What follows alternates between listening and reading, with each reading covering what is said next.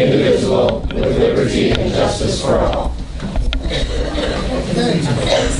Roll, please. Mayor. Here. Benefield. Here. Brooks. Here. Freitag. Here. Frizzalone. Here. Gold. Hart. Moran. Ogalla. Weigel. Eustace. Here. You have a quorum. Okay, we have approval of minutes, executive committee minutes from 4:14. Move. Second, any additions or corrections? Hearing none, all in favor? Aye. Opposed, motion carries. Next, we have executive session minutes from the executive committee on 4:14. Move second. Any additions or corrections? Hearing none, all in favor? Aye. Opposed? Okay, under old business, resolution amending the Will County CDBG Home Advisory Board bylaws. Ron, you have about 3 minutes. You told me you could do it in 2. I gave you 3. Good. We reviewed the bylaws with the state's attorney, and we had made a couple of amendments. The biggest amendment was to include the city of Joliet on our advisory board, because now We're part of it. We're administering it. Right. We added a function to the advisory board, because what is coming down with some new fair housing requirements of the county. So we're asking the advisory board to be the kind of a clearinghouse for the county's policy. So just like the CDBG policies go before the advisory board, any fair housing policy that the county. We can't hear him. But also, Can I see Ron and push the star, please? sorry, so the fair housing clearinghouse would be the function of the advisory board if there are any new policies that the county adopts. And then the final thing was to clean up on the proxy votes. So the entire matter was reviewed by Philmont, and the changes are incorporated in the bylaws for your approval. Okay, any questions? All right, Don, can I motion to move this forward to the county board? Second. Motion second, all in favor? Aye. Opposed, motion carries. Under old business, we have the health department plan. Sue, are you- Okay, this is, I'm sorry, it is under new business. The health plan design. Actually, Scott's here, he doesn't need to come. But this is all about is we need to now start planning on how we're going to make our health insurance program sustainable for at least the next 10 years. We did this about, 20 years ago, probably the last time we did it. The boards, which was under the Insurance and Personnel Committee, we brought in consultants. We sat down, we worked with the HR department, we worked with the unions, specifically we worked with ASME's benefit plan coordinator, or expert, I should say. And we sat down and had discussions on how to design a plan that would be sustainable going forward. Sustainable means that you can afford to do it. And what kind of participation would you need and so forth. So we're going to start that process again, I think. Scott McKibben is a fellow we use in the county board used in the past. I'm going to bring Scott back to help us work with this. Scott has extensive experience in this area, and he has extensive experience working with the unions, benefit coordinators. And at one time, he actually was recommended to us by ASME originally. I don't know if he still has the same kind of relationships there, but they felt very comfortable with him. Scott, once he was also the director, I think, at the state of Illinois at one point in time, very knowledgeable. And is Bruce Tidwell here with us, man? Okay. We'll bring in Bruce. We'll put together a committee that will do this, which will include HR, probably some from the executive's office, county board members, some people from this committee, and we'll also ask me to participate. I know there's more unions here than just ASME, but generally they drive that health care benefit, but certainly other unions that are willing to sit in. And we'll see if we can find ways of making our healthcare program sustainable over the next 10 years. At the rate if everything stays the same, I believe the health insurance program will double in cost within the next 5 to 6 years, which means we would have an $85 million health insurance cost. That's not sustainable. It's just not. It's only sustainable if you have about half the number of employees, which I don't think that's going to happen, but I'm just saying that it's just not sustainable. So we have to find ways of making it sustainable. So that's what that's all about. So I'll open up for any discussion if anybody has any questions. Okay, and I'll start putting something together. Okay, which will be pretty quick, by the way, because we probably need to start working on this now because we're headed into labor negotiations in the very near future. So. Okay. Number 2, recommendations from the health department. Sue, are you here? I'm here. Okay.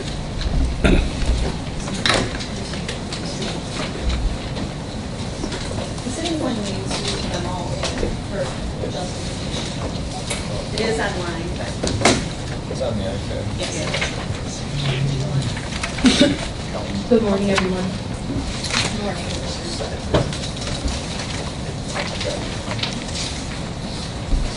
Okay, I hope you've had an opportunity to review my proposal or my recommendations.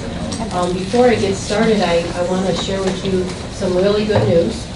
Yesterday, our agency received our local health protection grant dollars in the amount of $437,877. So that was a good shot in the arm. And immediately I rescinded 8 positions within our agency, rescinded those layoffs, 7 bargaining unit and 1 manager position. So those individuals were notified yesterday or will be notified today, depending on where they were when the news came through. And I have sent out all the formal notices to those individuals as well. So that was really good news. So hopefully... Which programs these covers?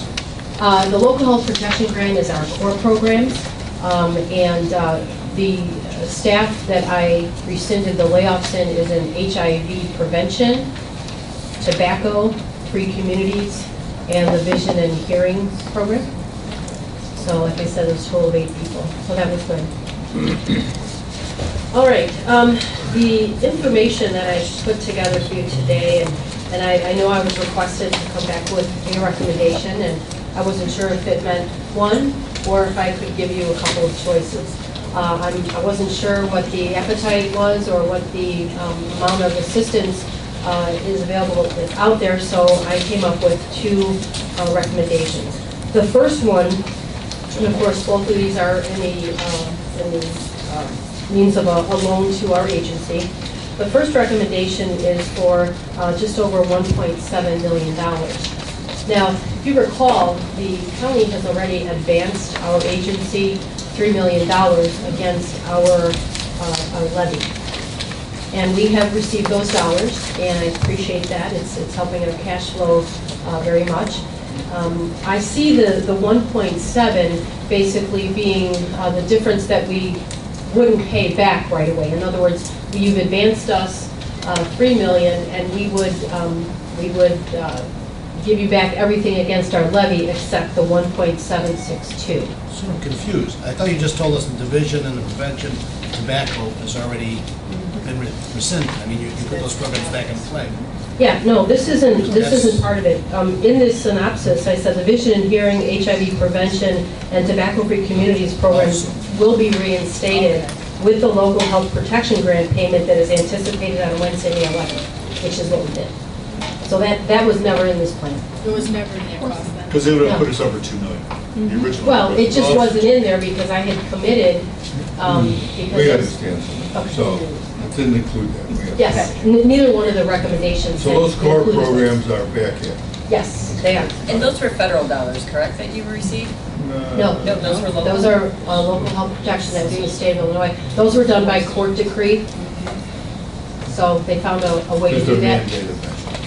mandated by the state, they have to fund it if they can. And it's just those areas, I just want to clarify, those areas alone were the only areas that those dollars could address? Like you could have aspects of mental Well, health. you know what, let's let Sue finish. You got to finish. We understand that the 1.7 was with anticipation of you receiving the 435,000.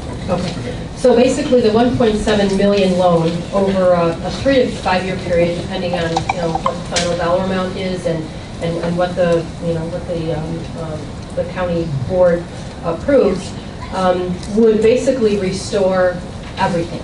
It would restore all of the freezes, it would restore all of the programs, it would restore everything until the end of our fiscal year.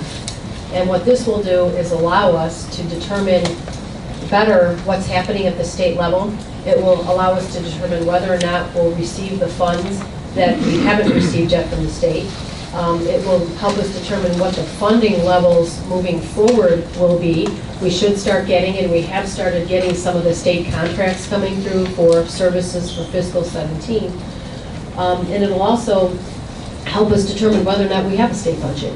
So basically, it's buying some time for us. And that's really what recommendation 1 is. You know, this is a really unprecedented situation. It affects not only a lot of staff, but it also affects a lot of people in the community.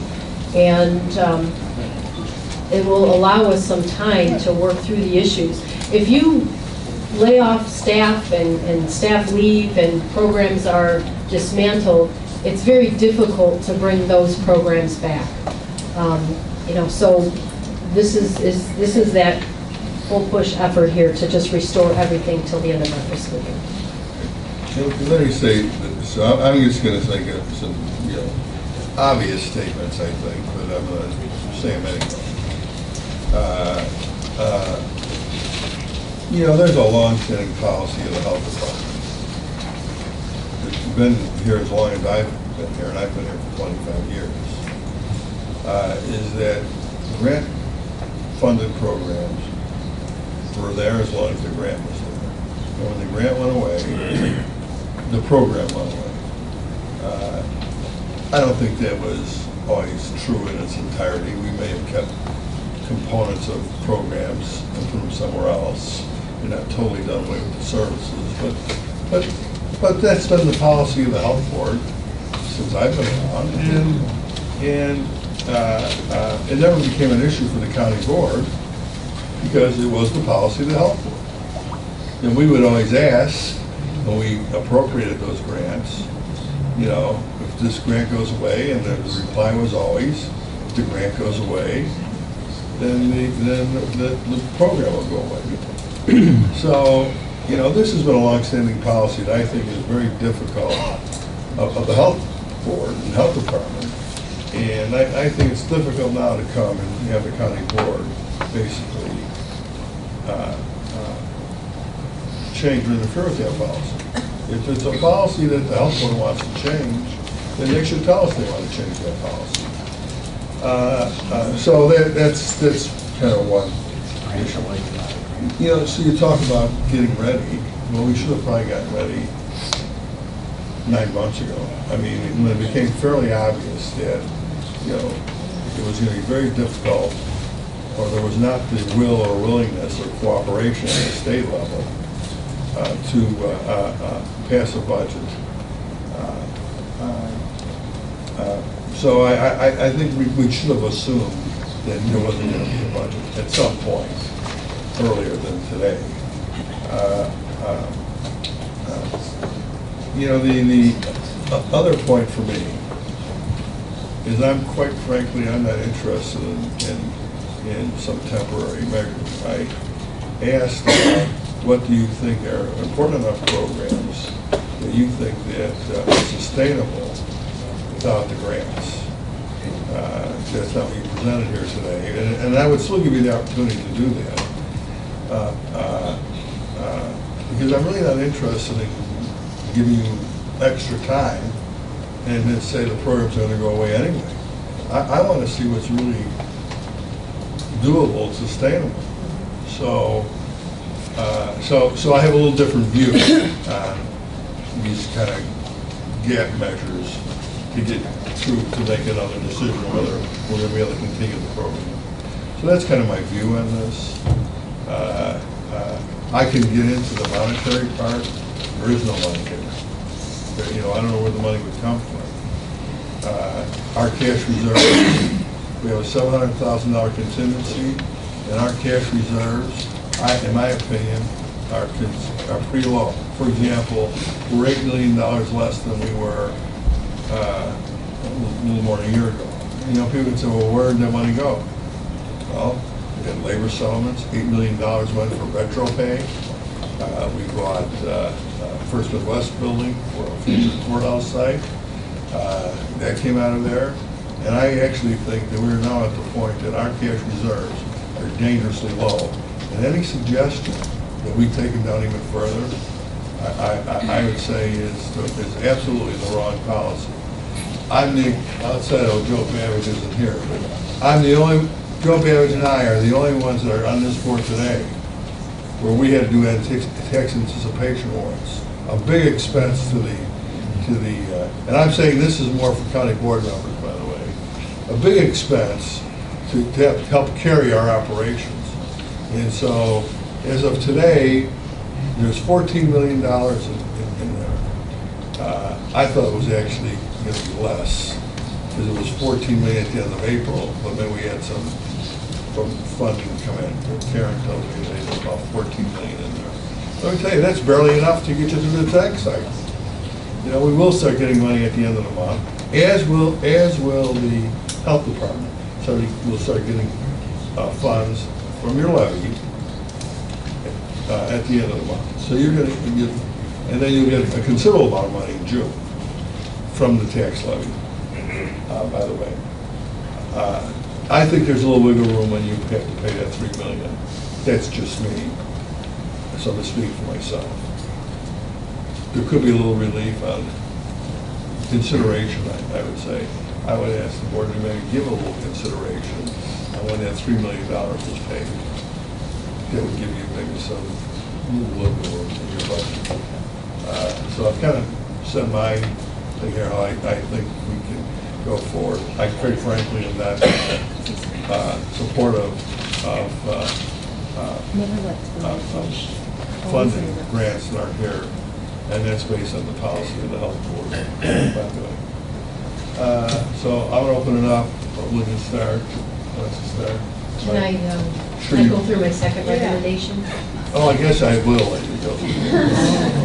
I thought we were done with you, Susan, but I'm not I done was yet. getting over, I was anxious. I haven't given it my best shot yet. Okay. Well, then I have, maybe I have an idea.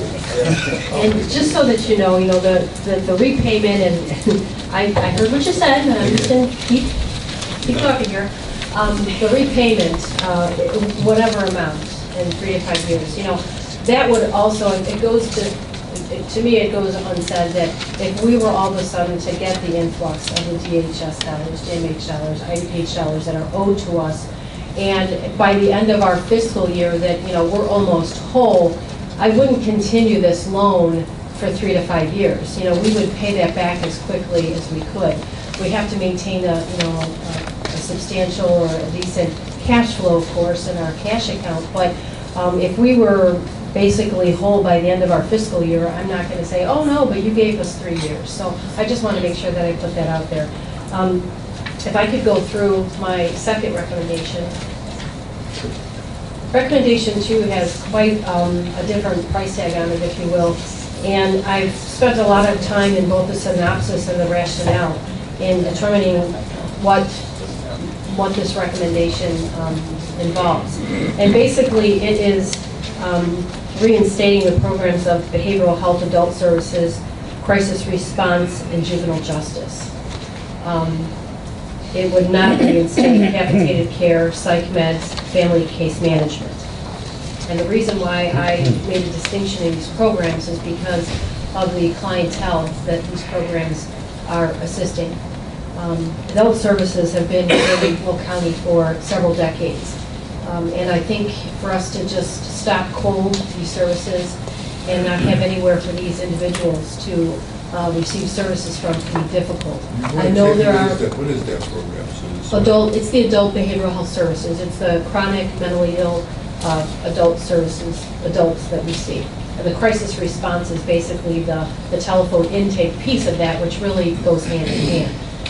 And, you know, these are vulnerable people. These are people that, at this point, because of the state budget impasse and the financial situation of the other providers in the community, we don't know what their capacity is right now. I don't know if they know what their capacity is, because they don't know when they're going to get paid either. So what this will do will allow us to maintain these programs until we can determine better the financial situation, the financial environment of the state, of ourselves, and look at moving forward into our next fiscal year, what that will entail as far as the finances. It will give us some time to do that without just cutting these clients off cold. What we're afraid of, and we have called some of the other providers in the community, some don't have much of a waiting list, others have a waiting list of almost a year. So these individuals need somewhere to go, and if we were just to end these programs, send them a letter, say, sorry, we don't have the programs anymore, I don't know how that would fare with them. It would affect them, it would affect their families, it would affect the workplaces, it will affect the court system, law enforcement, hospitals. It will have a rippling effect throughout the community. And we as taxpayers may end up paying more to get these people services than just keeping them in our program, which is where they belong. So are you saying there's a capacity problem? I mean, it's not, are the services available anywhere, private or public, or is there just not any additional capacity?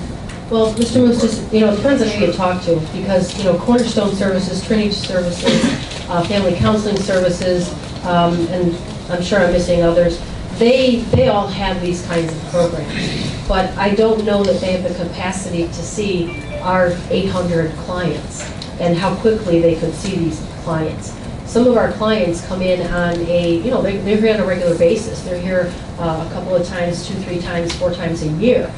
For us to just say, now you're not going to be seen, and for them to have to try to find another provider and get on their waiting list, they might be on meds, they can't get meds refilled, this could be a problem. Is there a private sector component? I know you just mentioned all the public sector. Yes, or there are. nonprofits, but I'm also wondering what the capacity of the private sector. Oh, there's a lot of private sector in providers. However, they take private insurance. They're not going to take Medicaid or self-pays. And that's our clientele. That's much of what we see is the self-pay. So the private sector refuses Medicaid? Some of them do, yeah. They don't all take Medicaid. Not all. There are times. I mean, I've been in this field for a long time. I mean, helped write the professional counselor licensing law, and was the first chair of the regulatory board for that committee, and helped write the regs for licensing counselors here. So I'm a little familiar with the mental health industry. So, question to you: this is Sue, and I don't disagree with you. I mean, when we don't have services for some of these folks when they need services, life for them becomes very challenging. And the families too. There's a ripple effect, as you said, throughout this process. My question is, when we take a look at all these other services, and I think as Jim was talking about, what is our current staffing for our mental health services right now that you're looking to reinstate for this? What's our current, and what numbers are we talking about? And is there a way to actually reduce these programs to a skeleton until we figure this out? Because I think we're at a process right now with where the state's at that we're needing to restructure our business plan here. I think your board, we just gave you $3 million in March, and you have a $31 million budget, and I know that you're probably around $2 or $3 million in cash reserves right now, and so you need a little bit of flexibility before the tax dollars start coming in, and I understand that. But we also need to know that there's some restructuring going on, that we as the state goes and tries to figure out how they're going to deal with their debts, can't take on the debts of the state of Illinois. Understand. It's too big. So we need to come up with a system that's going to be able to integrate all these different organizations. And to say we should keep things the status quo until we figure that out, that's not fair to our taxpayers, okay? Because maybe the status quo is more than we need. We haven't figured that out yet. We don't know exactly what programs are needed and what can be supported by other groups. We don't know, because as a private insurance taker, I would have taken Medicare as a mental health counselor seeing patients with my license.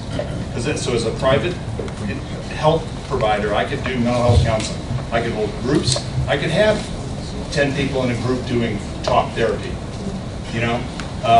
Not that I know what talk therapy is. I heard that on TV the other day, and I didn't read that in any of my textbooks. But the idea that we have that opportunity for them to talk is important.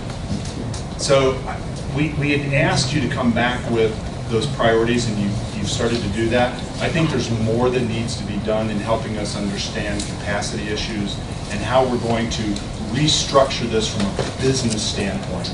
Well, it's difficult for the behavioral health piece to, when you're talking about, maybe backing it down to a different level and maybe, restructuring the program so that we don't have as many, counselors, or it's difficult because who do you choose? Who do you choose to see? How do you make that determination as to how many individuals, how many clients we're going to cut it back to?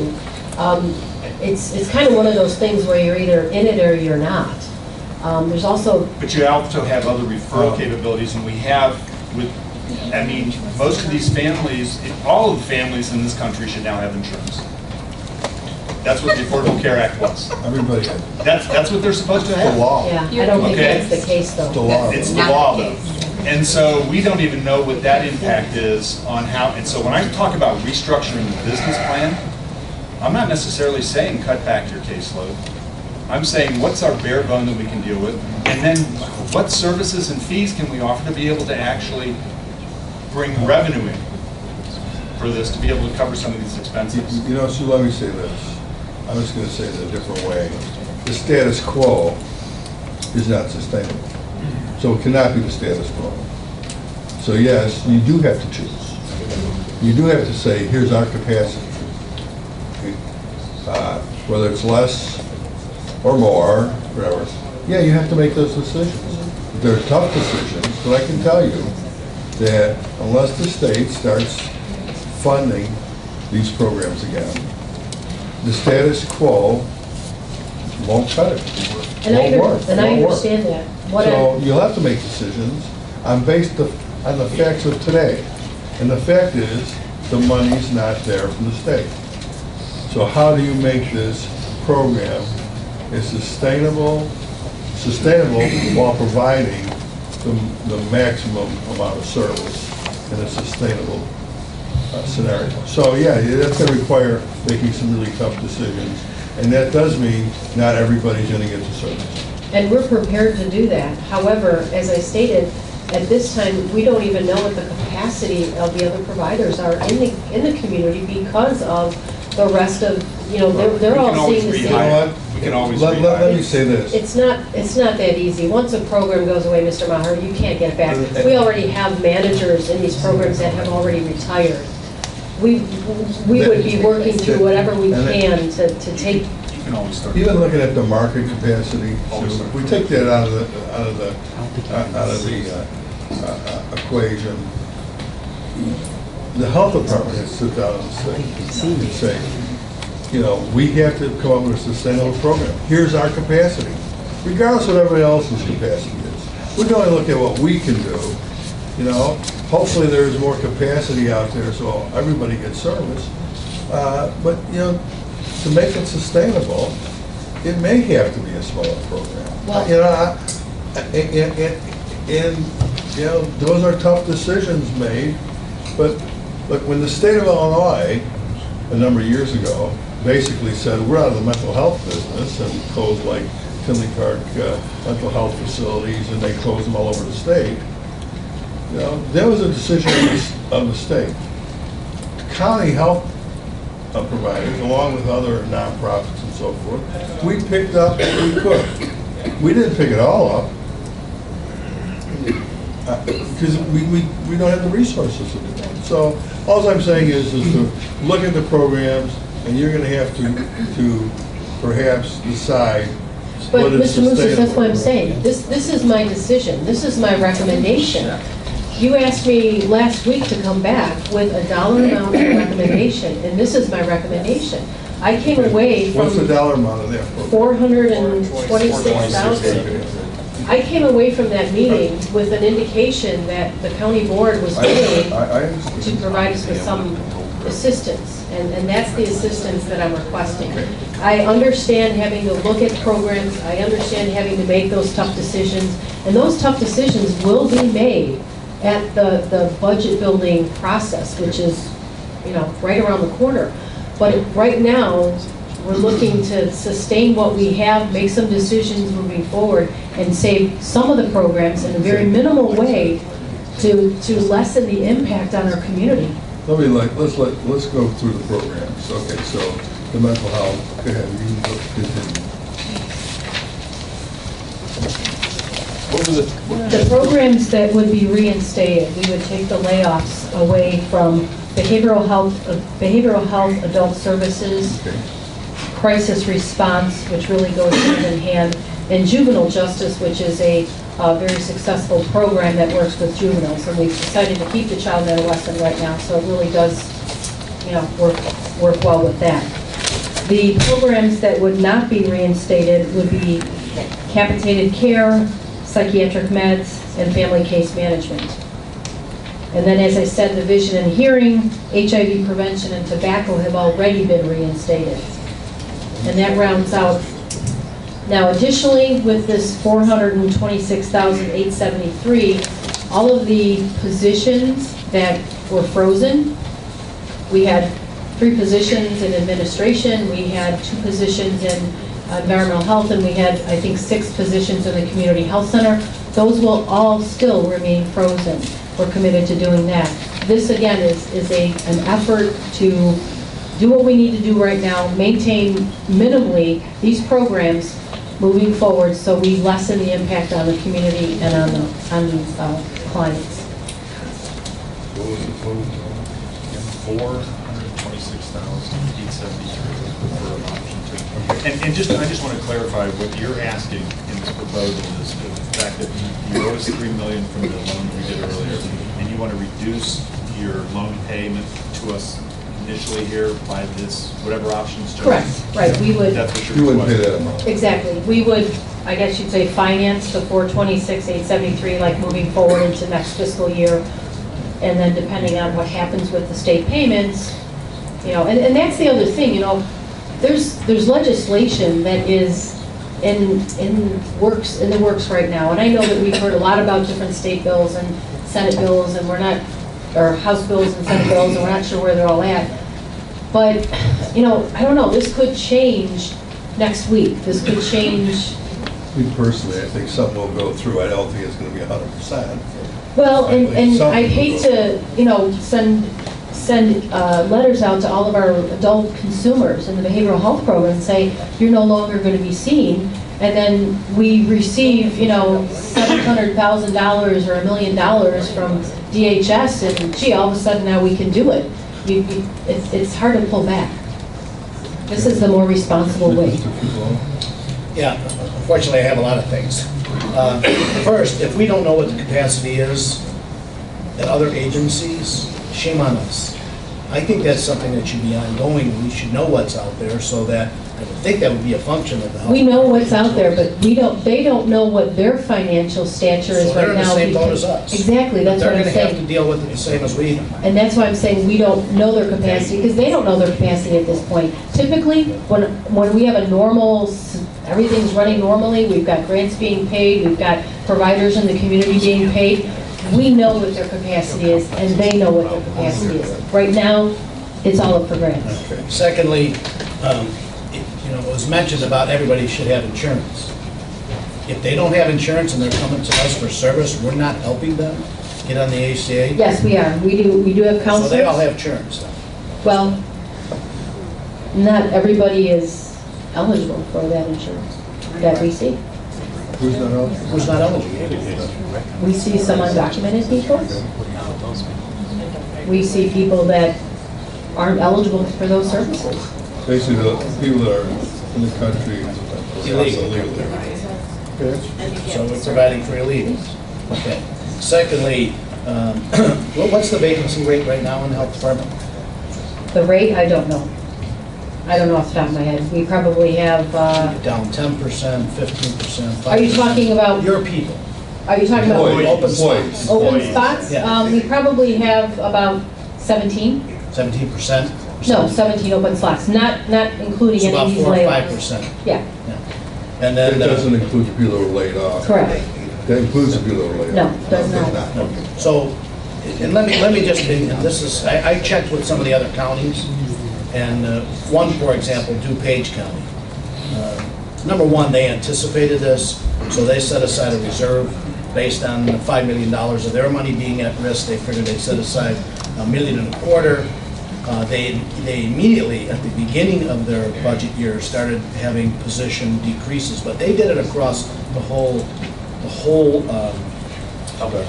department, not just grant programs. so Right, that and they didn't hurt. we did that, but we did that to sustain the wage increases for this year It's a whole other that we issue, were right? not funded for. So we actually budgeted our staffing at 97% to cover those wage increases. We didn't anticipate this level of non-payment.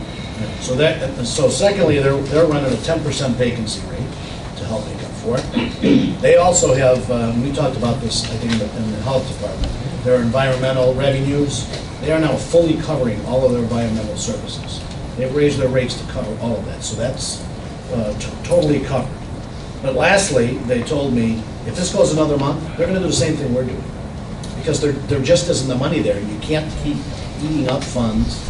And, you know, you're asking for a loan for 3 years, and you go to the bank, and they say, how are you gonna pay it back? How's that gonna happen? I mean, if you're operating as tight a budget as you can right now, how are you gonna pay back a loan? I understand all that.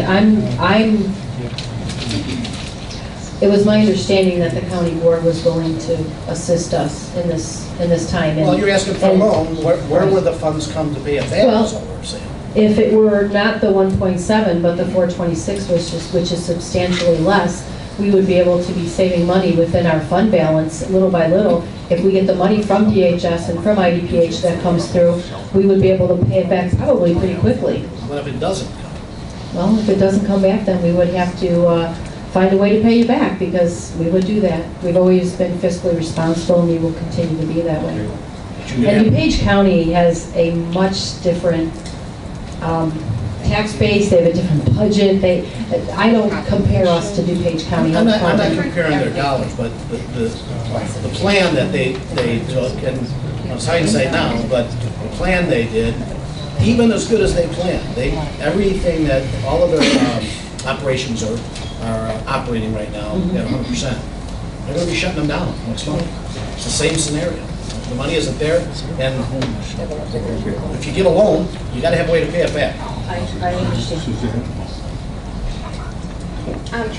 Really quick, so on the tail end of what Mike was just asking, in the last year and a half, say year, we'll just cut it, has there been any of the thinning of the employees? How many replacement hires or new, has there been any? Well, actually, we did a bumping process just last October, 2015.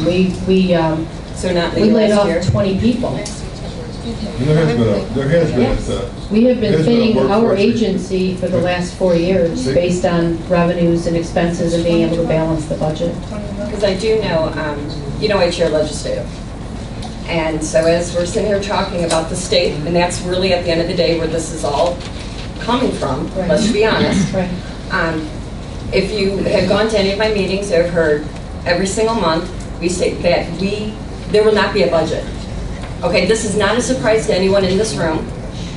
There's not going to be, it's going to come. They're not going to be paying back. I sit on the ETSB board. We deal with those dollars not coming in. There's a lot of different departments. We also have been preparing for this. This didn't come in October. This news was out there well over a year ago. We knew that our governor was coming in.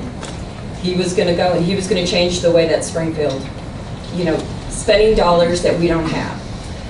And my thing where I get upset with this is that, I'm not saying being naive, but no one should be spending dollars coming from the state right now and expecting us to get it.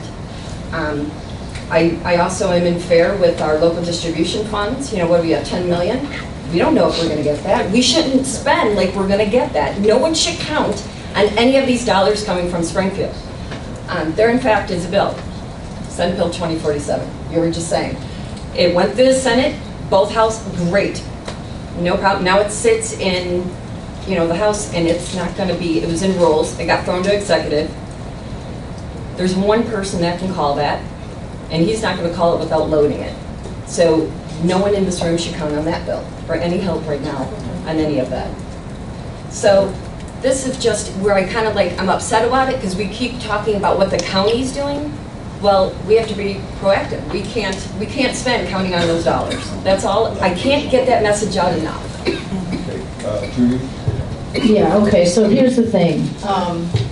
If I recall right, Sue, I'm going to ask you some questions, if you don't mind. Sure. I recall that sometime last summer I sat with John Cicero, and you guys had begun earlier that year looking at all the different programs. Correct. And in looking at those programs, there were, how many programs did we eliminate? Well, let's see, there were a total of, I think, 53 programs, and I believe we eliminated 5 or 6. Okay, we eliminated those 5 or 6 because of the fact that we were serving so few people. And in that process, well, it wasn't because we were serving so few people, it was because we needed to make sure our budget balance. Okay, so, and you were able to let you pick those because they were the ones that clients that we have could go elsewhere and find services, is that right? Right, we had different criteria that we looked at, and the way that the programs were, I don't want to say prioritized, but certainly there are programs that we do that others can do, that have capacity in the community, or that we don't have to put levy dollars towards. Right, so you guys did go through that process, and that was before the budget? Correct. Before the budget. Yes, we started that in January of 2015. Right. So you guys have been looking at it and trying to figure out what to do, knowing these issues were out there. So, Right. and I understand that. That's very good. And then you guys also have not replaced people because you don't have the funds to do that. Correct. So, I mean, one thing that I'd like the board to understand is that there are positions in our agency that are revenue generating positions. So to just say, well, you're not going to replace that person, or this person left, so you have to freeze that position, and that's not a one done and all. I mean, you have to look at the position, is it revenue generating? And if it is, then you need to fill that position. right. So that's part of the criteria. Right, and then there are certain environmental services that we do provide, and that you guys probably haven't gotten to it yet because this all has come within the same time. So you prepared this, so you weren't looking at that. But we are looking at increasing fees for the environmental services to help make them cover more of the costs. Yes, we have, at our Board of Health meeting next week, we have 3 fees that we're researching. We're waiting for some final information from the state's attorney's office on the process, but we have 3 fees that we are going to initiate to help us cover those costs of the inspections in certain programs. Right. So here's the thing, we did ask Sue to come back to us and to give us a list of things of what she would really like, which is page 1, option 1, which is she hopes we're all playing the lottery, and hopefully the state would pay that lottery winner, but they weren't doing that for a while either. So she gave us that. I don't know if the lottery is a good thing. Right. So she was doing that as we asked her to do, and everyone's going to give us the big wish list, as I would. And then she came up with this other wish list, not wish list, but a list of things that she feels are definitely critical. Right.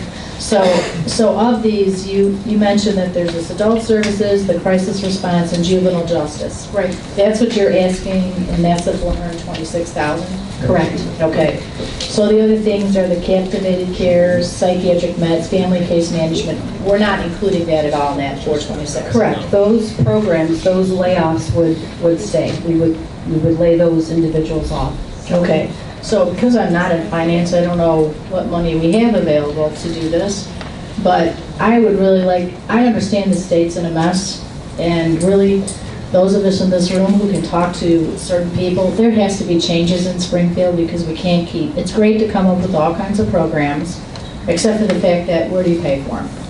Taxpayers. Taxpayers pay for them day in and day out, and they hit everybody. Upper class, middle class, lower class income people. They get hit with all those taxes. So let's not make this a darn play game of Democrat, Republican. This is about the people in our county, period. Nothing else.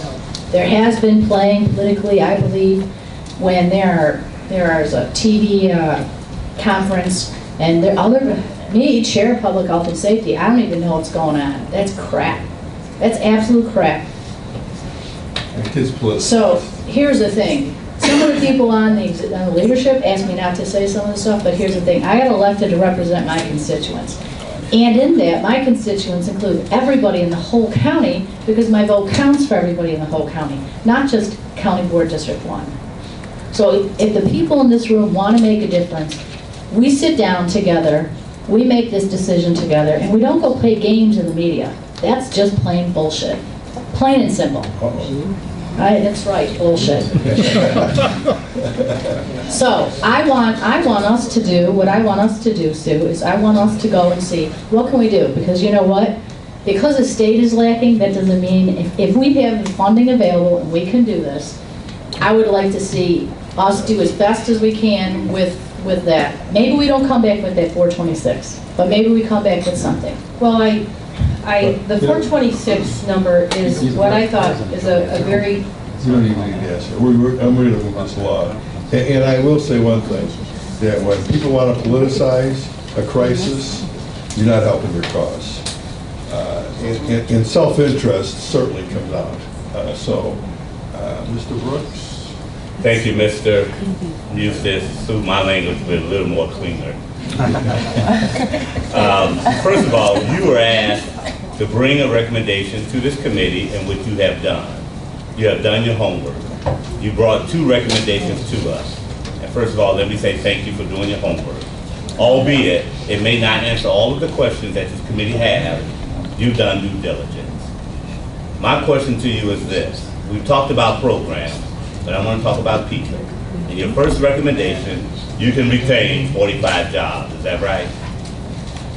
Yes, because Okay, I want to be correct. Yes, we rescinded the other positions yesterday, so that would be the remainder. 45. In your second recommendation, according to your figures here, you can retain 17 jobs and free 1 position, all right? Correct. Okay, so in people-wise, your first recommendation will retain more people. Absolutely. And that's what we're all concerned about here today. Absolutely. However, my question to you is, 1.7 over 3 to 5 year period, that's a pretty big loan payment. I understand. And not getting anything else back from the state, being where we are right now, wouldn't that be a little heavy on you? It might be, and certainly I am open to, I'm open to anything in between.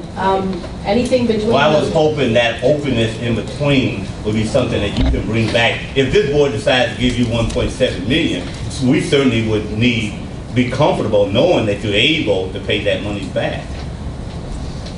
I would work with my Board of Health, because at the end of the day, it's for their decision and my recommendation to move forward with whatever dollar amount the county board would provide us with assistance. And we're getting to the point where logistically it's getting difficult, because we have, right now, we have all of the testing and all of the pre-work things that have to get done before a bumping process takes place. The bumping process would take place beginning on, it was going to start on May 19th, but now, since we would be working through this with the county board, I assume any final decision would be made at the county board meeting on the 19th, so we wouldn't do bumping until the 20th. And then my Board of Health meeting is on May 18th. So I really would like to come away from this meeting with a sense of direction. You will. Okay? Because I'm running out of time here and I need to make sure everything works. You're hoping for, but, well, Briefly. Hi, Don. The 426,000 in the second recommendation, we're Yes. about halfway through the fiscal year right now. Yes. Will that carry you through the rest of your fiscal year? If we For just, those programs you want to keep? yes, this is slated to go just through the end of our fiscal year. Okay. Yes. And then, you know, John kind of gave you a roadmap before he left. Not for this. Well, Are you saying he left just in time? No, I didn't say that. I did not say that. All I said is I don't think any of us had I roadmaps. think the timing is suspect. Yeah, he's a smart guy. I would say it was suspect, you know. I would tell him that too if he was in the room. Anyway, I'm glad you're in the position you're in. You should all know before Sue was in this position, she was with finance, so at the health department. So she's very well experienced She's finding in out these kinds of things. Lonely on the top. Really So- Not really. Anyway, the reason for my first question though is because come the 17th fiscal year, you will have to make some very hard decisions. Yes. Knowing the plan, if you will, that John left you, you know, for this situation, for some of these situations, and also knowing that we can't count on the state to anticipate those dollars. Yeah, no, But I really want to know that, I'm inclined to support your second recommendation, but I just want to know that that's going to carry you through the rest of this fiscal year. Yes, and I completely understand that moving forward into our next budget cycle, we need to be very careful about the programs and the grants that we take on. We need to talk about sustainability. I understand all of that completely. What I don't want to do is to shut the door in these adult behavioral health services. And I don't either. And just walk away. If we can do this plan in the meantime, I think we'll have some time to look at this We're going through to the try to move right this along. lens. I'm going to try to move this along. Darren, you have anything that hasn't been said? Yes, he does. I do, actually. Okay. Thank you, just a moment. I just had a quick question, Susan. You had answered County Board Member Merrick's questions earlier regarding ACA eligible individuals by stating that we do provide services to those that are not ACL eligible. Right. When doing so, you responded that undocumented folks is one of those categories that's not eligible for ACA approval. What percentage of individuals of your current active client base do you think are undocumented at this point that we're providing services for? Mr. Benefield, right now, that'd be a guess. Honestly, I don't know. I can certainly get that information to you, but I don't know. I don't know. A guess? Joe? Yeah. Currently, 92% of our consumers are under some sort of health plan.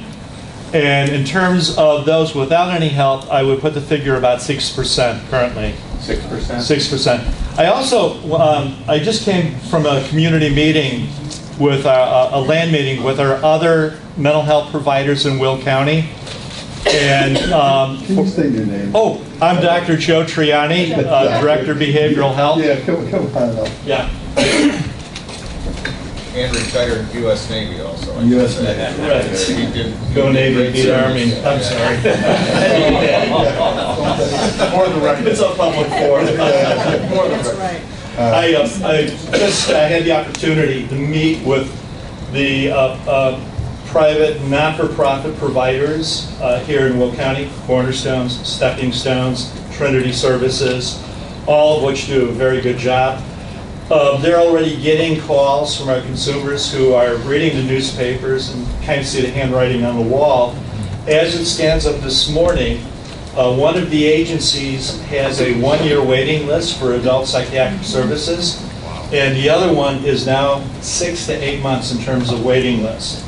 And we've been looking at contingency plans in terms of, in the event that we shut down adult services, we have just under 1,000 consumers. And the question is, where are they going to go for services? And the two major providers, as I mentioned earlier, have a 1-year and a half-year waiting list. I have another question. Only because you know, talk about your service time. Veterans, are veterans triaged like to the VA, or do we take Correct. veterans? There's a couple of things. We have a large veterans facility in the area called the CBOC. When the CBOC opened, we all went over and visited and met with them.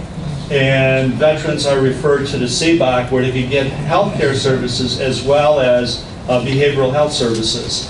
And the other thing, the county provides, through the Veterans Resource Center, transportation, so there's a capability of getting people up to Hines VA.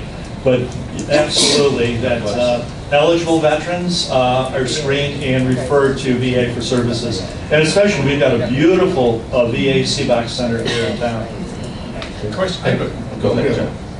Just when we talk about the number of insured versus uninsured, and you've had a great conversation with the not-for-profit groups that provide these services. There are a large number of counselors in the area that can provide counseling on the private side. You know, they have private practices and stuff. Have you done anything to maybe set up a network with that group that might even be able to use our facilities to see clients that would take insurance, that we could start to build a referral list process, so that maybe one of the things that in this, as we start taking a look at this whole restructuring aspect, we set up a referral base, identifying those folks, even using our facilities, because if we do close a service, we have a room. Yeah, it's a very good question. The Illinois Psychological Association, which I'm the president-elect, I'll be coming in as president of the association, has been in meetings with HFS, because right now, a licensed clinical psychologist, of which we have numerous in the area, are not eligible to take Medicaid. Medicaid prohibits the licensed psychologist, the licensed social worker, or the licensed clinical counselor. And if they could shift their rulings to allow, that might help in terms of some of the private sector being able to... You bring up a good point, that if the state's going to start cutting off services, maybe one of the things we need to do is, with our legislative chair and committee, is to start addressing allowing that expansion of services and insurance use. That would help out a lot. It's up to the state. It's up to the state to decide. Correct. Correct. That's the state's decision. So that would be something that come out of it. So they've been very, they've been exclusive in terms of other behavioral health providers. The Medicaid, the only ones that are able to provide are Medicaid-approved facilities, and we've got a number of them in the area, of which two I mentioned earlier, that are the main providers that we've been talking with them in terms of being able to absorb some of our patients. We oversee, because of the way the legislation is currently set up, we would be a Medicaid type of provider, correct? Correct. We are a licensed Medicaid Rule 132 provider. With that, we could take the funds and pay consultants or clinical folks that would not be employees per se. If you're restructuring a medical model, one of the things that supervision and the clinical practices are that you have to work under a clinical person. Does that hold in this particular case, where you could have 4 or 5 private folks that are not employees with us? They could then be, you could be the one collecting, providing the services, overseeing it, which then has some managerial need, not necessarily a ton of staff need. That's a very good question. I think we can look at a different I'd model. have to look at that, yeah. Because I think that's a model as we can start going forward with this for future budget. I am going to try to move this along. No, I don't think Jeremy's I just wanted one last, I'm just trying to It's done if I say, by the way. Go ahead. Thank you, Jim. I just want to try to attach a dollar figure to the 6%, because the 6% sounds like a low number, but we're looking at real dollars here. And so I just really want to know, is it fair for me in my mind to assume that if we've got a $31 million budget and roughly 6 to 8% of the individuals that we're providing services for are non-documented, is it fair for me to say that 6 to 8% of our $31 million budget is going toward those services? What, can you give me an idea? You know, Just- I'm going to six- interrupt this whole thing, and I'll tell you why. It is it's an issue, a policy issue, on whether our health department chooses to or should do undocumented. Now, I've talked to... It's more than a policy, Mr. Eustace. Some of the programs that we administer, if we have the program, we're required by law to see these individuals. I'm not so sure that's any longer the case under the Affordable Care Act, that we are mandated by the federal government or the state government to give services to undocumented or people who are illegally. Now, I can tell you that I've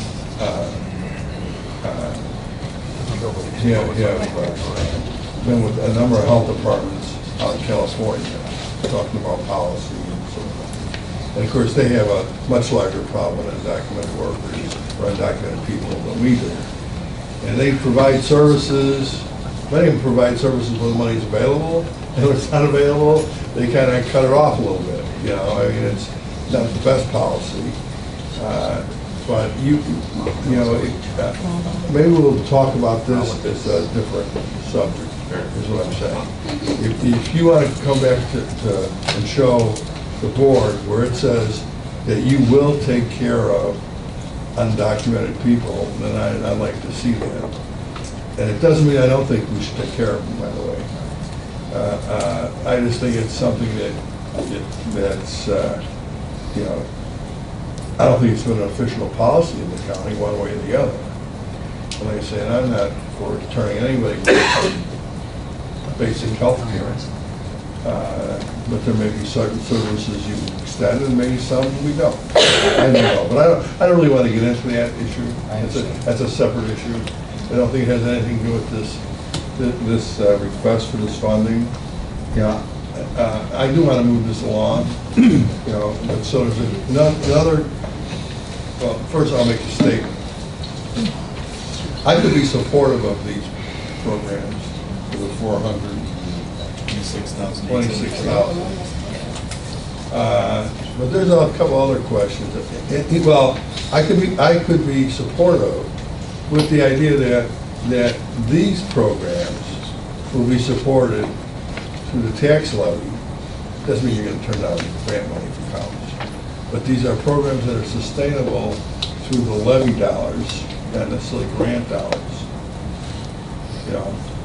And so you have to, going forward, look at it, even when you do receive those grant funds, it's really something that needs to be funded through the county levy versus dependent on the grant. If they're that important, it should be part of the core. I understand. Okay, so you would have to work on that going forward. Well, that was actually part of my, part of the reasoning why I put family case management in with the programs that would sustain the layoff, is because about $600,000 of our levy goes into family case management. And moving forward, if we didn't have that program, which by the way is an extremely duplicative program, if we don't have that program, that frees up $600,000 of the levy to then fund a program like this. So that's what I'm thinking. So this would be a policy saying, and I would assume you would talk to your board, health board, and saying, these are programs that should go forward and be sustainable through the levy. So everyone understands it's not grant-based. Even if you're getting grant money, it's not a grant-based program. Okay, no, you would still apply the grant money, but I'm just saying that it has to be a program that's sustainable. It's not a program that's there because of a grant. We have to look at sustainability for all of the programs moving forward. All of them. Well, you're only going to be able to put so much into the levy. So, I understand. So, I think this is a sustainable dollar amount through the levy. The other,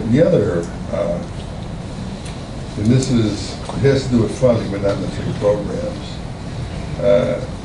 You have a increase in, you have a pay increase coming, correct? Correct. In July? Correct. June 1. No. Are you going to be able to cover that? Well, when we looked at, when I was going through the recommendations and looking for the dollar amounts, when we redid our figures, we included the 2.5% increase. So, yes, that's taken into consideration here, and that's part of the other reason why I didn't do anything else with the remaining dollars of our local health protection grant that we just received, because that money is going to have to go to the increases that are already, on the books, and any of the other payouts that we're going to have with our retirements or resignations as a result of any of these layoffs, if in fact we continue with layoffs. Because the policy of the board is I don't believe it's going to change. I'm sorry, didn't hear you. The policy of the board isn't changing, even if there's been increases in pay increases, doesn't correlate to a additional appropriation. I understand. So, and we've been that's living for with that everybody. You've been living with that for a while. But 15 years. yeah, that doesn't change. I want to make I sure took a that- look, yeah. Yes, so that's calculated in your overall. Yes, cost. we took that into consideration, yes, we did. So now here's going to be, here's my thoughts, if not my recommendation, is that we continue the programs. I want to, for me personally, the number one option is not even a consideration for me. But I'll throw it out there as a consideration for anyone besides her. It doesn't hurt to ask. It doesn't hurt to ask. Right? But I do think the system, keeping those programs, which would be the $426,000, I think we should give some consideration to. And the way that would be paid is you just would not pay back the $426,000 in the current $3 million loan. Right. Yeah, I'm going to kind of throw that out. I saw it, but I understand. I think that's an amount that's very workable for us. If I could. So that's I want to throw it out. That's something I'm not. Government's essential duties is to health, safety, and wellness of the community. That's why we have government, is to protect our citizens. In the protection of our citizens, we're talking about services, not people. It's the ability to provide, and when I say that, I mean it's not necessarily direct employees that we're hiring. It's, are we being able to take care of the service required? Mental health is a huge issue within this community, and for everything that you laid out, I don't need to go through all that again. Jails all the way down. I really think that I'm going to, I'm not sure exactly if I want to support the whole 400,000. I'm not saying that we shouldn't support some of this from a service standpoint.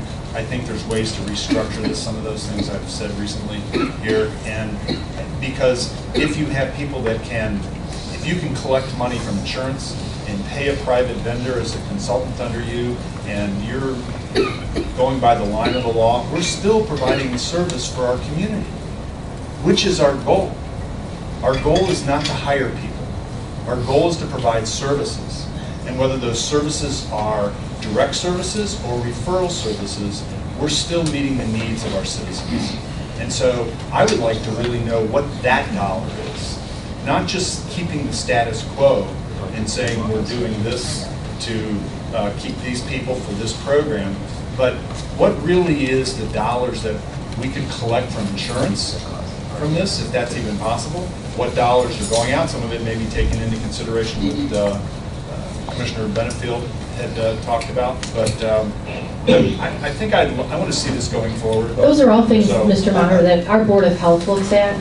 I mean, we stay very Fortunately, you much come in here in the middle, and you haven't even had a board meeting even. Well, our board is aware of what's going on. I mean, I presented this to our Board of Health at last month's meeting.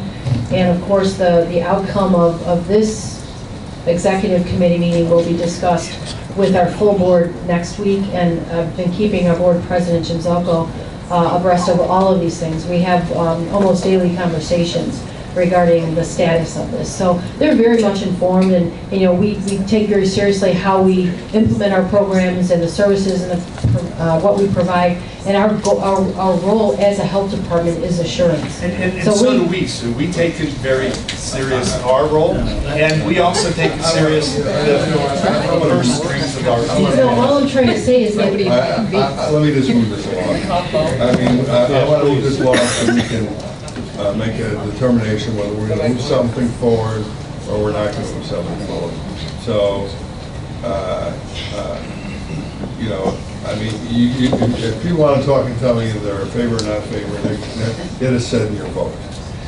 They can be said in a motion. So I guess that I'm going at this point, or you can speak to it when the question is put on the floor.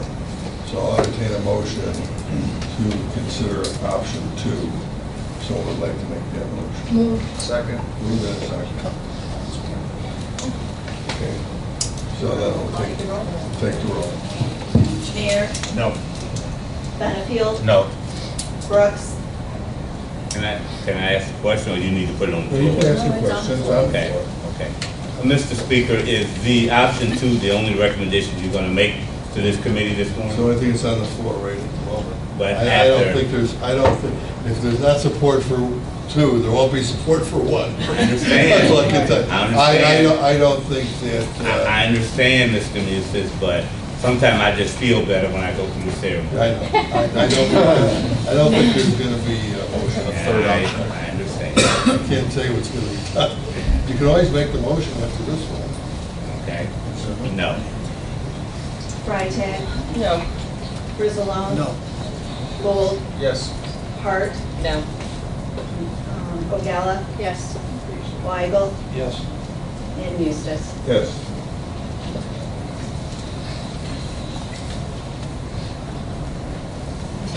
So we have 4 affirmative, 6 negative. Okay. Does not go forward. Okay. Will I be allowed to make the motion? To make the motion for recommendation number 1, because I would like to move and make that motion for recommendation number 1. Okay. Is there a second? Is there a second? Motion dies. In that case, I want to change my last vote to yes. Too late.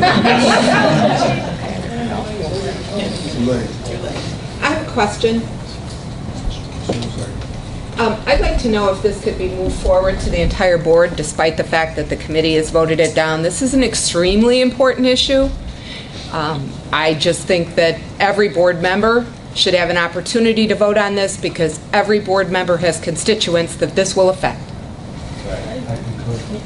I'll entertain that motion. Moving forward. I would, discussion. Little discussion on this. I mean, like I said. Do I have a second? Who made the motion? I make the motion. I'm not sure what we're moving, if we're just moving the whole thing out there, which I don't know that does us, I don't even know what the exact motion is.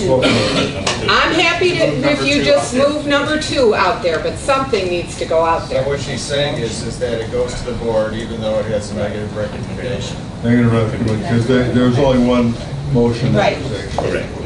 That's basically So- what their motion Correct. was, to just We have move a it motion and a forward. second.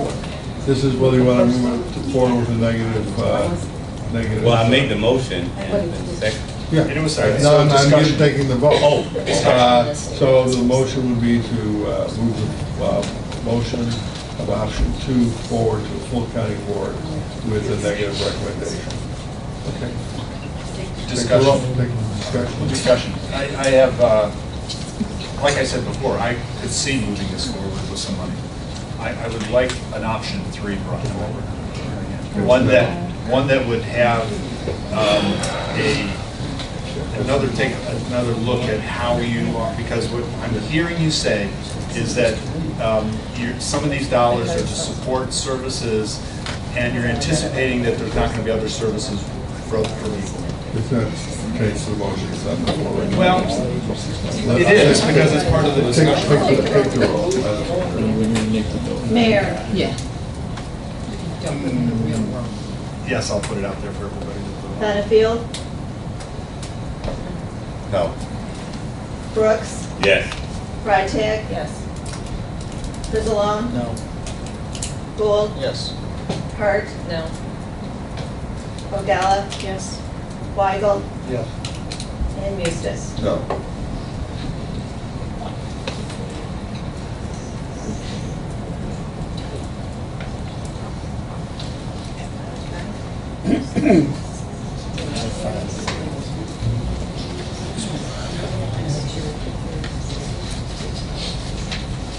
Six affirmative, four negative. Then option 2 will go forward, to full county board, with recommendation of denial. How many are there here? 10. Oh, that's Down the range. 6 and 4. All right, thanks, Sue. Thank you.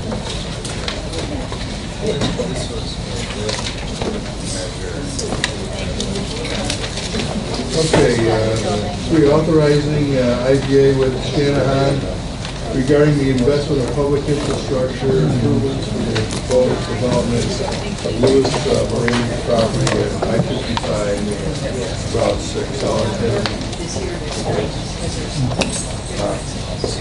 This one's different from last one? A little bit different. Okay, go ahead. Good morning, everyone. I'll try to keep this short. As the chair indicated, we're here requesting the assistance of the county as well as all the other taxing bodies with respect to the investment in infrastructure improvements that will facilitate the development of the Lewis Marine property located north of IDI on the east side of I-55 between Route 6 and Bluff Road. Just as a point of what was done in the past, you will recall last year we were in front of you regarding the IDI development and some infrastructure improvements that the village is looking to fund to facilitate that development. The board graciously, as well as the other taxing bodies, also graciously agreed to assist the village in repayment of some bonds related to that project. We're in a similar position with this proposal that we are looking to invest in some additional infrastructure improvement, and I included a couple of exhibits today. I apologize, I don't have a finalized draft of the agreement for you to consider at this point, and I'm certainly not asking you to make any recommendations without having any of the information. I can certainly bring that back to you when that is completed. But we are looking at a similar type of thing through a developer note, in this case, rather than bonds. That's the difference with respect to this, but it is still essentially the same type of concept with respect to how we're funding this. Mary, you review all these before they go forward, correct? This is the first, the first I've known about this is when I saw it on the agenda. There was... We wouldn't move it if we had the agreement. Absolutely. Completely understood. So,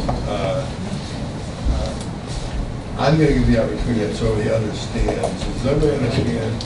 This is kind of this is really a form of an abatement, but we give it basically to the village of Shanahan, and they make sure that the public infrastructure improvements are being completed and done. Is that kind of correct? Yes. So does everybody kind of understand what it is? So as long as everybody has an understanding, when the agreement is complete, then our state's attorney's office will review it. Then we'll put it back on for the board to consider, which would be, I would think it's not going to be this month. Sure. No, I understand, and again, I apologize. I thought we would have that all taken care of at this point, and I certainly didn't want to conclude anything. So why don't we bring it back when everything's complete? And I think it's just going to be, I think it's going to be somewhat of a formality, but you never know. Strange things can happen. So once that agreement is completed, the state's attorney has the opportunity to review it, and we'll get it back. Great, I appreciate that very much. Thank you so much. Okay. Just let me know that what you have had done. Moving along, Reagan, ask you to go down. Yes. This is actually a good program, I like the way this. Well, the last one was, I want to see how it differs from the last one. Well, they're gonna do it through, it sounds like they're gonna guarantee it through a note directly to the municipality rather than purchase bonds. So, I'll let Mary look at it. yeah, Mary, I don't think it's quite as, I don't know where the security part comes in, but they'll take a look at it. It's really more on Shannon, I think, than anything else. Okay, next, the number 4 resolution of intent to abate certain property taxes regarding Julian Electric, Inc. Chuck listened to this earlier, so. Yeah, we had I think a really good meeting with this company. I think they bring a lot of things to the table. And I know it's in Mike and Steve's district, and it really is, it's bringing a corporate headquarters coming from a different county, you know, manufacturing and additional jobs. And so there's a lot of things going on, and the city actually has brought it forward with this. So I'm going to be supporting this and would like to move to put this on the agenda. Okay, motion second. Yes, question. I'll get a motion second. Discussion.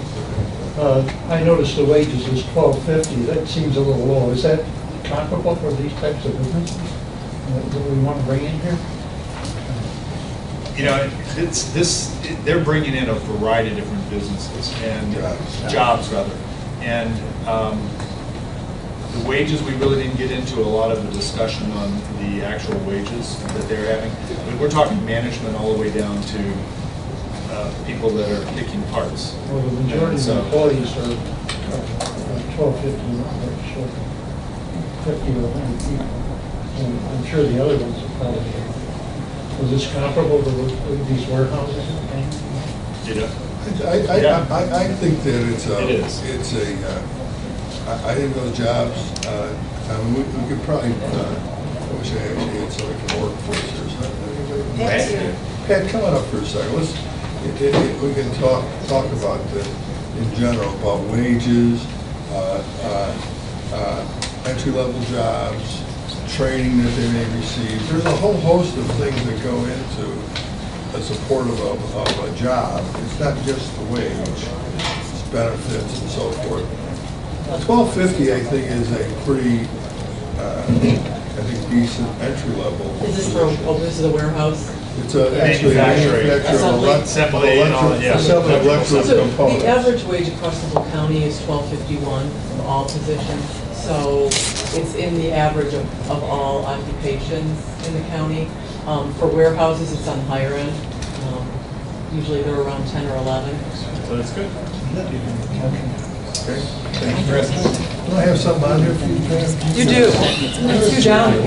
Why go back? Yeah, thank you. That's going to be, we'll get to you quick. So we got a motion and a second on the number 40 vote. All in favor? Aye. Opposed? Motion carries. Authorizing renewal of contract, renewal of Comcast franchise agreement. Move. Second. All in favor? Aye. Opposed? Motion carries. Authorizing amended contract with Leopardo Companies, Inc. for additional pre-construction phase services required for inclusion of the consolidated dispatch center and administrative space for Will County ETSB. Move. Second. Discussion, right? No. I was voting.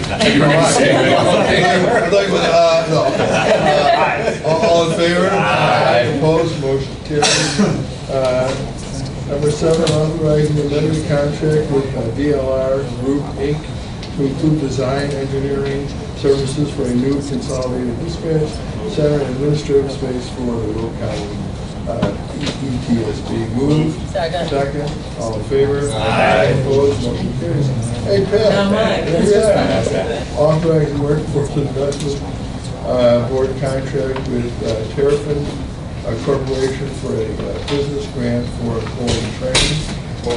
Move. Second. Before we vote on this, actually, is everybody? I think we went through this a little last month, but what this program is doing is basically. And I've been trying to give whoever's district it is an update on what the project is, what they're talking about in terms of training, how many people, how much money we're investing. So you have that information ahead of time.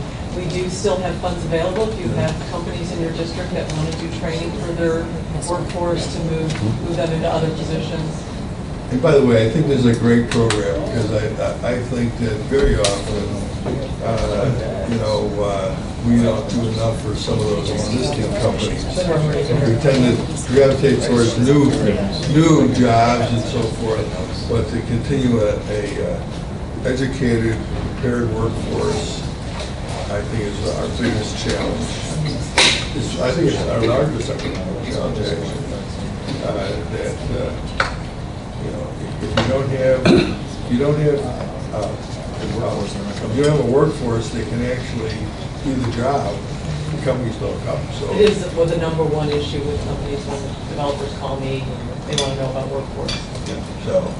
So we have a motion. Do we do the motion on this? I made it. Motion second. Yep. All in favor? Aye. Opposed? Motion carries. Unless you want me to talk about somebody else. No, that's okay. Next we have declared vehicle surplus and authorizing disposal. Move. Second. All in favor? Aye. Opposed? Motion carries. Awarding bid for household hazardous waste collection. Move. Delwago. Second by Suzanne. All in favor? Aye. Opposed? Motion carries.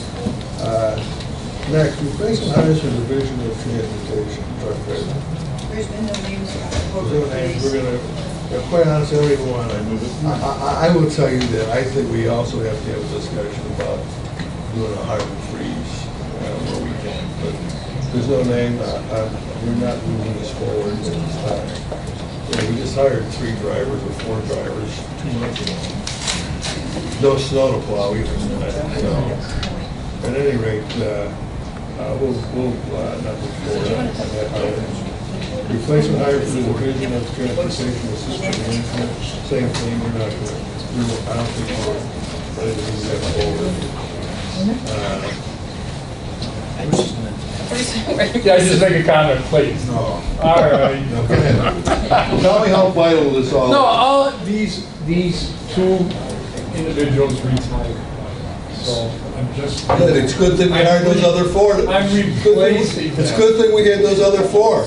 You know, you're all prepared. They're all ready to go now. You know, we're going. So I think that you're going to have to make a strong case for me to approve them. That's me. Doesn't mean they won't go forward once you give us some names. I'm not going to be supportive. I'll let it go to a vote. Okay, well, if you recall, when we hired the 4, you reduced my levy to only cover 2.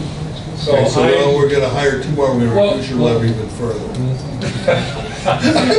No, that isn't what I'm saying. For attrition, I hold back on some of these hires, so I have the funding. I understand. You have a smaller budget for this. Yes. We make it even smaller.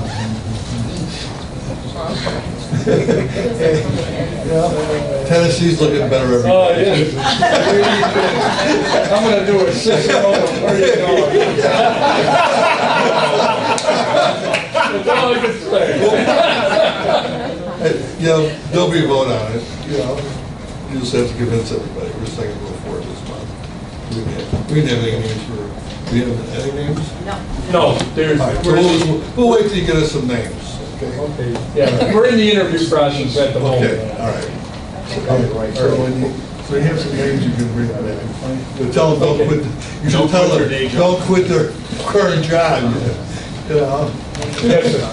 Okay. Thanks. Proclamations. We have several. You guys are too soft on these proclamations. We'll have 4. Okay, go ahead. The 4th one, we do the mayor's children's mental health awareness. That's the only one I didn't know for sure. Did we find out whether we've done We've that? never done this. We've never done this in the past. Will this come from? The health department, yeah, she requested it.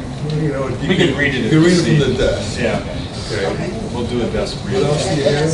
Okay. And we have the 8th grade kids coming in from, Okay, we got it. and those guys are all coming in as They're all one. coming, volleyball and Cheerleading one Okay. state. St. Joseph's Parish is celebrating 125th anniversary. You'll get a hold of Free? Yes, He's yes, gonna be there? their He's gonna be priest doing is that. doing the invocation. Invocation. And then Reagan had requested a certificate for Kurt Sangmeister, who's retiring. Kurt. For many years, yes, he is. Kurt, One. you know what? He's gotta give a certificate, plus we gave all that money. And he gets a certificate? You're not putting it, you don't want to drink. There's the job you want. Yeah. There's the job. Put your name in. So the other ones will be presentations then, I just want to clarify. I'm sorry, what? The other Yes. ones, those other will be presentations And then first, one. and then the one read at the desk. Okay, all right. Okay, so is there any other appointments to the board and commissions? We'll be going You got forward. you got a question over here? Yes. I'm just, it's a standing objection in regards to the Minnetonka Fire Protection District. It was one that was brought up before. I explained why before. We voted on this and turned it down, didn't we? Yeah, so I'm And I don't understand that either. Once the board has voted, are you gonna keep bringing it back till we vote a different way? I guess. I think the term expired, it's up again. Is that what it is? I don't have an objection. Reagan and I are Different? different. That's fine. Okay. I think once again, this week we take at the board level and see what happens. Other new business, Can we have a motion to put those on the agenda from the county board? So moved. move, second, all in favor? Aye. Opposed, motion carried. Next is other new business. There'll be a authority, county executive to execute IGA with Manhattan to transfer eminent domain authority for the improvements of Cedar and Baker Roads. And this is in addition to the county Phil board. Monty's here to give you any information. Okay, so does anyone- on that. It's no cost to the county, they're just gonna use their lawyers and people to do some condemnation for road work they're paying for, but part of the intersection's our road. Okay. Bruce Gould, are you still out there? Yeah, yes. Is Bruce paying attention? Always. Bruce, are you part of this project at all? Jeff Ronaldson's looking at over, he calls me periodically. How's Jeff?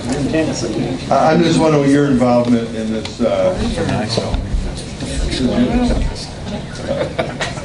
these improvements to these roads. Are you part of this? I can speak. I defer to my assistant. Jim, want me to speak real You're in quick? the dark, Bruce. Jeff? We don't know. Jeff, what's... This is a development project that they're doing currently that are required by our ordinance, but they need right of way to be able to do the improvements. So the village is looking to get the eminent domain authority to get that right of way. On a county road? Yes. Okay. Have we done this in the past? I don't have a problem with it. We have many subdivisions through my district over the years that we required them to do it. Well, the subdivision actually went under, and the village took the bond, and now Got they're... it. Okay, that makes it different. So this is, so they foreclose on the bond, and the village is now doing the improvement. Correct. Got it. Okay. All right. Bruce, Jeff, let Bruce know what's going on. Yeah, I know. Okay, we got a motion. Second, all in favor? Aye. Okay, that'll be added to the agenda. Committee reports, Tom? There's two zoning cases. One, Custer Township is a horse farm. They want to go from 9 acres. It's a horse farm. They want to go from E2 to A1. They have 10 horses. They want to go to 20 horses. But they've already got 20 horses and they're in violation. So this will bring them into compliance. And we've got one legal objection. One of the neighbors is complaining they're not distributing their manure properly. It's they're not happy with it. So, but the committee recommends approval of it. And the other one is the special use permit for sports recreation facility in Lincoln Township, North Cruise. Any questions for Tom? Okay. Finance, Mike? Yeah, we have the parameters ordinance for the $275 million of bonds. We have, we're increasing appropriation in the sheriff's budget. They got a grant, so hopefully that's fixed by now. They got a grant, we're gonna appropriate the grant, and that program will not continue if the grant doesn't come next year. And we're authorizing the county executive to execute necessary documents for the tax program. Any questions for Mike? Okay, Public Works and Transportation? We have a variety of different road projects, and we also have $115,000 allocated for additional work on the county's 2040 transportation plan. By the way, I know we get the 2040 transportation plan. Are we going to put a little bit more emphasis on freight type issues in the transportation versus? We are. That freight component is a separate part and for the program, considering with the new T-bill that came out, it's a big focus on freight. So we are looking at a lot of freight components of this program. Okay. So we will, in that 2040, then we will be looking at what we can do on the county system to improve freight. Correct. Jim, can I ask a Yes. question? Sure. So are we going to be, as when we were in DC, are you going to be then able to put up a project for hopefully within the year of dollars? When we met with USDOT officials, they made it pretty clear that the 18-month shovel-ready requirement for most of this grant dollars is still a requirement. So until we get the study completed and see what, in fact, we can put towards some of this grant money, as far as freight is concerned, we don't know that. Is there a timeline with the study to be over? Like, do they have? Well, the freight's a different. Yeah, but it's 5 year. It's 5 Right, but year. I know you're doing right now a study, not you, but I know with How long will the study take? Well, there's actually some CEDs doing There's some correct. scoping. CED, well, we're doing it, but yeah, the scope of services at the moment, once that is completed, And then there's another- then we're gonna okay. do it. Now, I'd like to see what they come up with, because I don't wanna duplicate what they're doing. Right. So. But they didn't give you a timeline when they'll be done with that? I think Ann Schneider's plan, Don, if you recall, it should be completing that pretty quick. A couple months, I thought. Yeah, it wasn't gonna take much time. Once we have the scope of services, then we can take. What we want to do, Suzanne, as Bruce alluded to, is when they complete their scoping work, because we don't want to duplicate what they're doing, but then we want to take it and look at that, and then as a county, look at, our network and what we believe are our priorities, And then, now, what Bruce is coming at this from a county road perspective. The city of Joliet obviously has their issues. Other places around the county have theirs, but from a county, we want to see what they have, and then we want to address it at that point. Correct. Part of the component also is the urban critical and the rural critical system. CMAP just came out with the urban critical a week ago. And IDOT is going to designate the urban or the rural critical. They haven't done that yet. So it'd be nice to see what they're looking at as far as our system is concerned with the critical rural. That has a big thing to do with it, because then if in fact some of those roads are designated, I think we have a better chance of getting some of this money. Oh, yeah. No, that's exactly what they're looking for, right? Absolutely. Okay, great, Okay. thank Keep you. me in the loop, Thank guys. you, Bruce. You're welcome. Okay. Anything else, Don? No, thanks, Jim. Judicial? Jen, we have nothing scheduled for this one.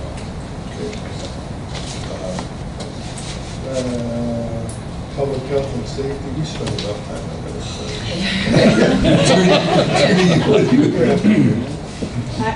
That's all. Okay.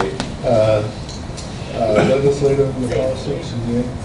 We did not have a meeting this month. only for the fact that, I can only say so many times there's not a budget, as I just screamed, hopefully, not too long ago.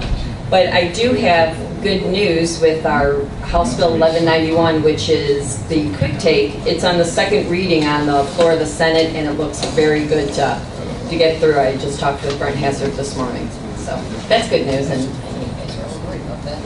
Thanks. Cool. I thought you did really good. Reagan? Nothing, no resolutions. You know what, Reagan, we probably have to sit down with Mike first, so we need to start working on a process with these projects. The Public Building Commission did agree to send the sheriff's facility back to the county. So now we'll have to decide what kind of structure we're gonna have for these projects. I know we have a meeting today with some of the stakeholders. And then, this is more of an oversight process. So we'll have to sit down, talk about that, and then it needs to be on the capital improvement agenda. And actually, if we could squeeze in, if we maybe could squeeze in another meeting this month for capital. Okay. I think it might be worthwhile, but this would be the only subject. Okay. Okay, so maybe move back with staff and they can see who would be Month of available. May. Yeah. I am out of the country until the 28th, so if there's 2 more days the next week, I leave the 20th, I think. She may not come in. I know, every time I go away. I think Well, let me there's, talk to you. You know what? 30th and 31st. It's not that you're not important, because you're very important. Remember, we have to be there. Without you, we That's may fine, just- maybe you but I know there's, you can 2 days call the in. next week though, You too. can- You can call in and listen. That's fine. On the beach, pina colada or whatever. Cuba. Well, they got It could be something. the 28th if we made it that week right after Memorial Day, it would be the end of the month. 30th or 31st. Okay, well, let's see if we can work it out. Yeah, okay.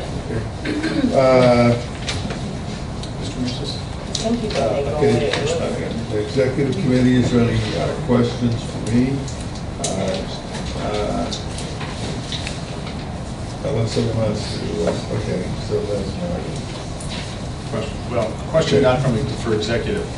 And this goes back to actually the health committee's report here. And, one of the things that I wanted to do here with this is not have just those 2 options. I wanted to have a 3rd option. And I think I was premature in voting yes to send this to the full board because I don't think I gave the health department that option to make a change.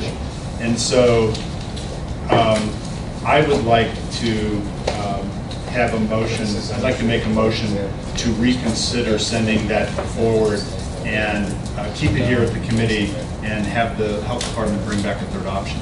So I'd like to make a motion for reconsider. I would second that. before we go on, Mary, this is procedurally, we can reconsider the motion. We're still in the meeting. Still in the meeting, right? That's all right. Okay, so, It's got to be someone, the first and second have to be people who voted In favor. in favor. okay, so I will then, I'll make the motion. you can't, you were on the second side. I'll Joe make, can make the motion. and I'll second it. You were no as well. Oh, I no, have too. Brooks, Freitag, Gould. Freitag. Okay, so. Freitag, Freitag. she was a yes. Reagan can rule no, second? Yes. Reagan? Yes.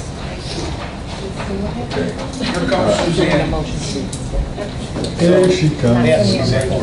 So this is a motion to rescind the reconsider, not to send it to the board, just the Correct. full board, and have a Right. 3rd option. Correct, because in my last statement, right before this was called, was I wanted a 3rd option. And if I go in and put a 2nd option out there, or just 1 option, then we have no further discussion. So it was to reconsider it. Just take the roll. Okay, Mayor, Yes, Benefield, this is a motion to reconsider. To reconsider? To reconsider. Yes. Brooks, No. Freitag. Yes. Brizalone, Yes.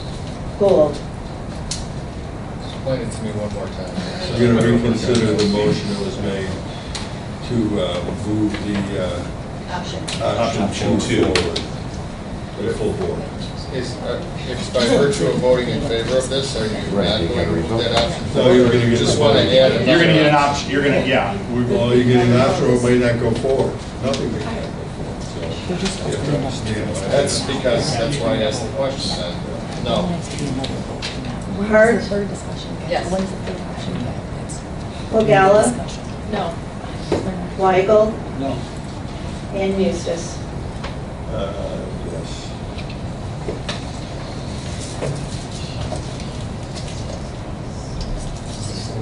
6 affirmative, 4 negative. And so now I make a motion to rescind, or wait, Make a motion on that. Well, I want to make some procedure. Procedurally, Can you make a motion on the same prior motion? to Reconsider it. You're back where you are now. Right, nothing now. Back at zero. Nothing You're back at exists. zero. You're back at zero. You're opening the issue up again. You need a motion So if you- and a second if you- to discuss. Yeah. So there's so discussion. so if there's no motion second to bring anything forward. Nothing happens. It just dies. Nothing happens. Okay. So we're gonna talk about it? Right, so yeah, discussion. So, I mean, there's nothing there. If Reason- somebody wants to make a motion, Make a motion. they can make a You motion. have to make a motion to move Someone has to action make a move motion something to take some kind of Basically, action. you just took it off. Make a motion to move option 2 forward. I want to speak to that. I mean, They need a I'll second. I'll Second. second. Okay. we're halfway through the fiscal year. I mean, you asked a lot of good questions, totally good questions, okay? But Put the mic on down.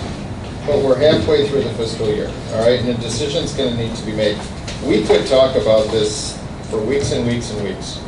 And there's a lot of good questions that were asked, but the fact of the matter is, we don't have the answers at our fingertips. They don't have all the information that the board requires. But in the meantime, there's a crisis, if you will, that's going on, which needs to be addressed. To me, the first option, and I think everybody's in agreement, that's a lot of money, almost $2 million again, okay?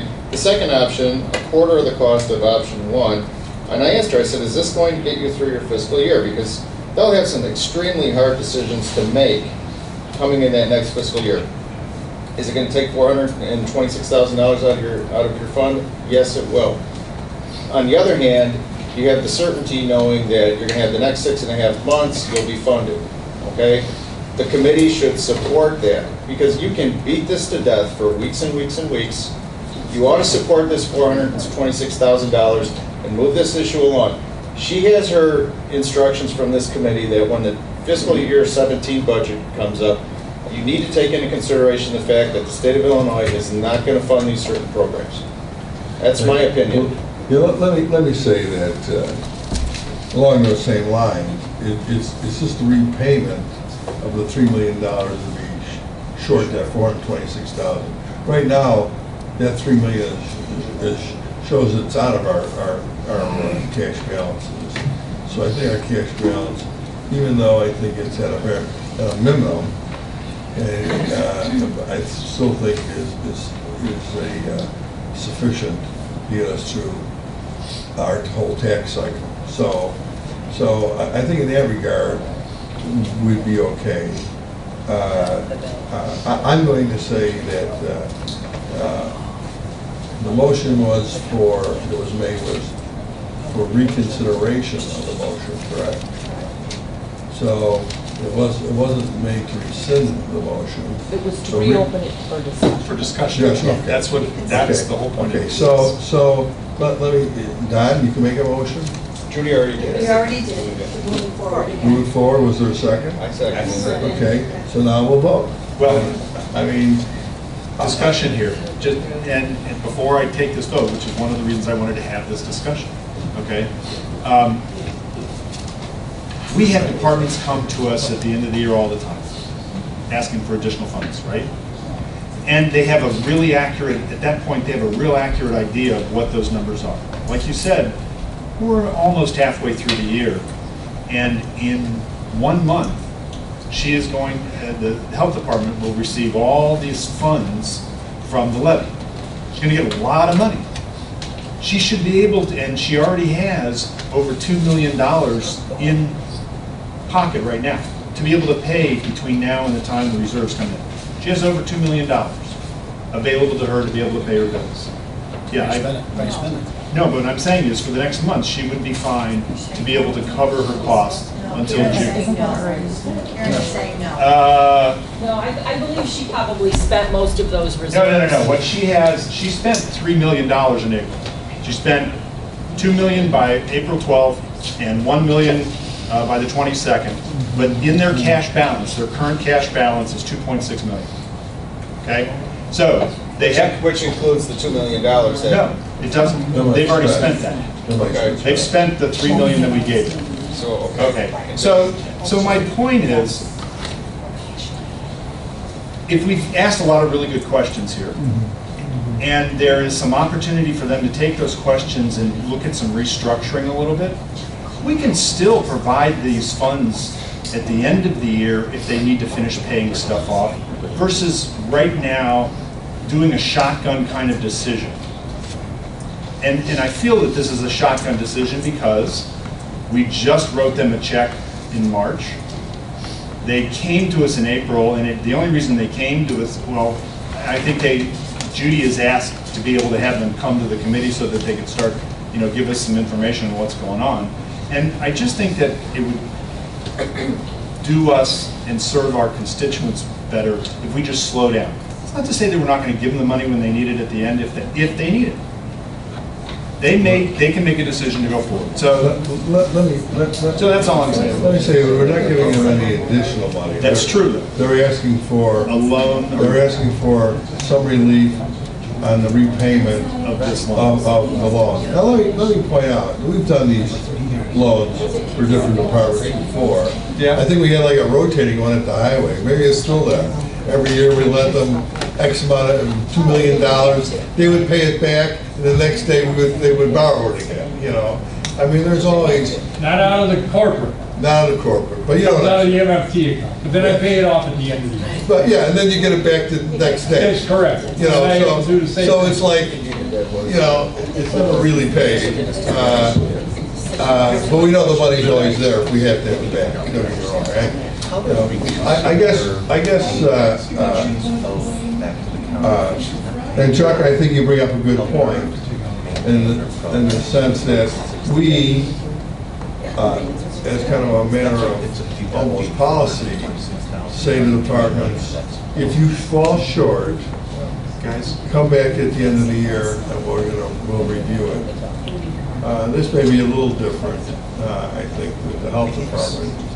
Is it really a separate entity with a separate level? And it doesn't mean that we have to even ask them But to anyway, pay it all back right away. well, if they don't pay it back right away, that's basically what we're doing. Go ahead.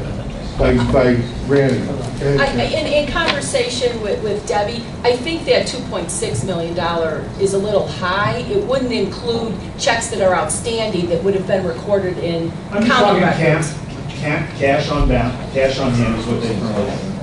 That's the bank necessarily- balance. Not necessarily what they, it's not the liability, that's not what I'm saying. It's a book balance. It's a bank balance, and it would not reflect probably checks that were issued yesterday. That's why I say And it's have a it book- clear. it's a So book- I don't know that it's cash they have available. It could be 500,000. It's information that we have as of today. Look, that's why, and one of the reasons that I supported, and probably will continue to support it,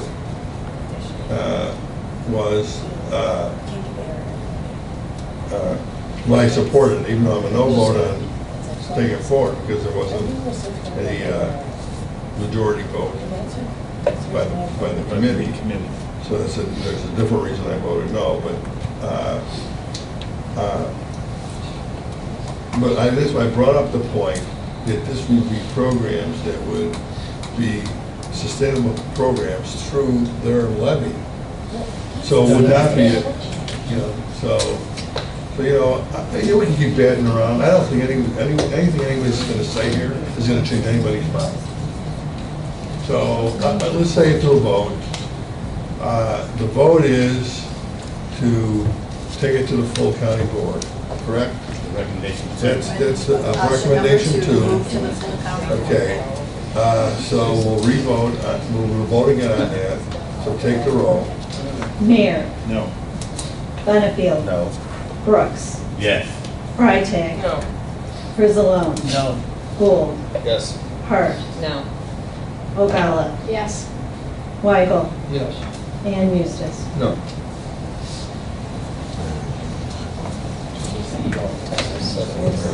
4 affirmative, 6 negative. So it does not. Okay. Before you get to executive session, we do have an executive session. We do. Yeah, but Mary, is executive session going to require any action by the board? It needs to be on the Yes. agenda? Well, then Oh, we'll- not always to be on the agenda. I can set the agenda, okay, Motion to set the agenda as amended. as amended. Okay, motion, second by Hart, all in favor? Aye. Okay. Is there any public comments? Is there any public comments? 4. Okay, then I will entertain a motion to go into executive session for the purpose of pending litigation. For the purpose of pending litigation. Take the roll, please. Motion, second. Take the roll, please. Benefield, Did you go into executive session?